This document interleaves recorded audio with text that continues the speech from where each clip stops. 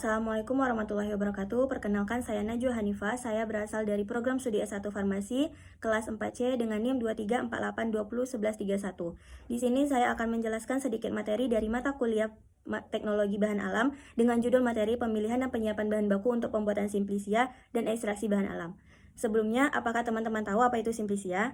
Simplisia adalah bahan alam yang digunakan sebagai bahan baku obat-obatan yang belum mengalami pengolahan lebih lanjut kecuali pengeringan. Simplisia digolongkan menjadi 3. Yang pertama ada simplisia nabati, itu berasal dari tumbuhan. Simplisia hewani berasal dari minyak ikan dan madu. Dan simplisia mineral itu berasal dari serbuk sayang, serbuk tembaga, dan juga kaolin. Selanjutnya adalah pemilihan bahan. Pemilihan bahan terdiri dari beberapa metode. Yang pertama ada identifikasi spesies, itu spesies apa atau tanaman apa yang akan kita gunakan. Yang kedua seleksi spesies, yang ketiga seleksi usia, yang keempat seleksi bagian tubuh, dan yang kelima adalah seleksi lokasi dan juga musim.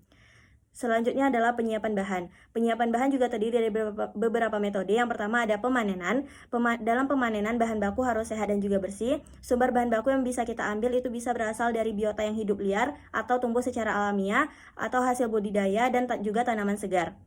Selanjutnya adalah tahap-tahap memperoleh simplisia. Yang pertama ada pengumpulan bahan, itu bisa menggunakan kulit batang, kayu, bunga, buah, ataupun biji. Yang kedua ada sortasi basah, itu dilakukan untuk memisahkan cemaran, kotoran, dan bahan asing dari bahan simplisia.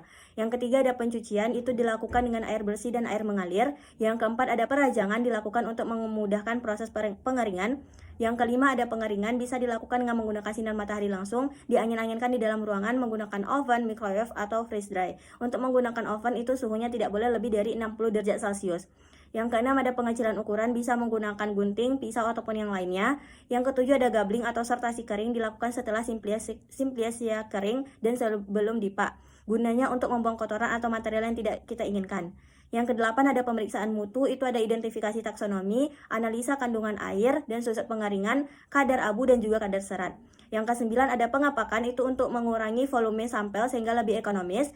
Yang kesepuluh ada penyimpanan, cara dan tempat penyimpanan yang sesuai merupakan faktor penting untuk menjaga kualitas simplisia. Misalnya kita menyimpannya di gudang penyimpanan yang harus tahan api, konstruksi baja, tahan panas, dan juga tahan rayap. Materi selanjutnya adalah ekstraksi bahan alam. Ekstraksi adalah proses pemisahan zat aktif dari suatu padatan maupun cairan dengan menggunakan bantuan pelarut.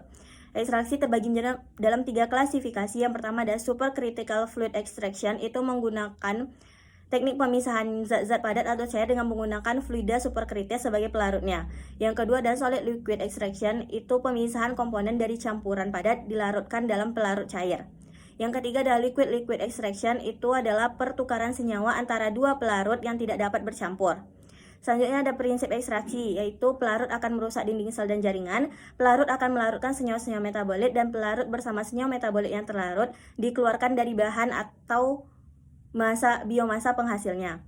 Selanjutnya ada metode ekstraksi. Yang pertama itu ada maserasi, yaitu proses perendaman. Bahan direndam dalam pelarut di suhu ruang dan membutuhkan waktu yang lama. Yang kedua ada perkolasi, ekstraksi dengan pelarut yang selalu baru sampai sempurna, menggunakan lebih banyak pelarut. Yang ketiga ada reflux, bahan dipanaskan bersama pelarut, lalu uap pelarut didinginkan agar bisa dipakai kembali. Cocok untuk pelarut yang mudah menguap. Sokletasi, ekstraksi otomatis yang berlangsung secara terus-menerus, pelarut mendidih, menguap, lalu kembali ke bahan secara berulang. Cocok untuk bahan-bahan yang kering. Yang kelima ada ekstraksi dengan ultrasonik, itu menggunakan gelombang suara untuk mempercepat ekstraksi. Yang keenam ada ekstraksi dengan microwave, itu menggunakan panas dari gelombang microwave. Dan yang ketujuh ada supercritical fluid atau CO2 tekanan tinggi, menggunakan karbon dioksida bertekanan tinggi sebagai pelarut. Sangat selektif dan ramah lingkungan tetapi membutuhkan alat-alat khusus. Pemilihan pelarut dalam ekstraksi. Pemilihan pelarut tergantung pada jenis senyawa yang ingin diambil atau polaritasnya. Hal lain yang juga dipertimbangkan yaitu yang pertama keamanan pengguna, titik didih, mudah atau tidaknya menguap, dan harga pelarut. Contoh pelarut itu bisa air, etanol, metanol, etil asetat. Ekstraksi lanjutan dan evaporasi. Yang pertama ada pemekatan dan pemurnian. Setelah diekstrak, senyawa aktif dipisahkan agar lebih murni. Proses ini dilakukan secara hati-hati supaya senyawa tidak rusak, terutama dari panas ataupun waktu yang terlalu lama.